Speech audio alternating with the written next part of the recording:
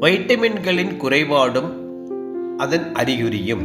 Vitamin A இதனை retinal என்பர். இதன் குறைபாடு பார்வை குறைபாடு, தோல் பிரச்சனைகள், முடிப்பிரச்சனைகள். வைட்டமின் B1 இதனை தயாமின் என்பர். இதன் குறைபாடு சோர்வு, தசைப்பலவீனம், நினைவாற்றல் பிரச்சனை.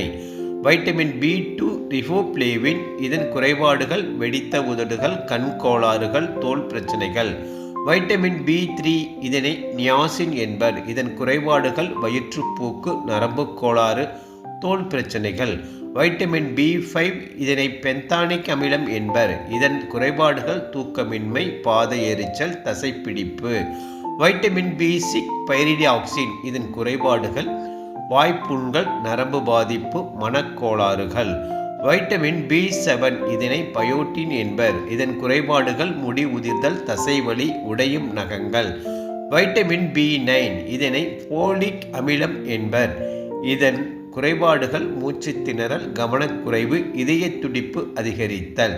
வைட்டமின் B12 இதனை சயனோகோபாலமின் என்பர். இதன் குறைபாடு சோர்வு, பலவீனம், நரம்பியல் கோளாறுகள்.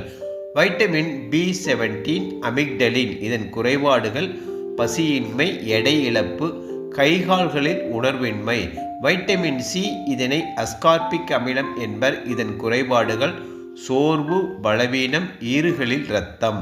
வைட்டமின் D இதனை கால்சிஃபெரால் என்பர். இதன் குறைபாடுகள் எலும்பு வலி, பலவீனம், மனநிலை மாற்றம். Vitamin E tocopherol. இதன் குறைபாடுகள் உணர்வின்மை, கூச்ச உணர்வு, மோசமான ஒருங்கிணைப்பு. Vitamin K பைலோகுயினோன். இதன் குறைபாடுகள் இரத்தம் உறைவதில் சிக்கல், எளிதாக சிராய்ப்பு ஏற்படுதல், அதிகப்படியான இரத்தப்போக்கு.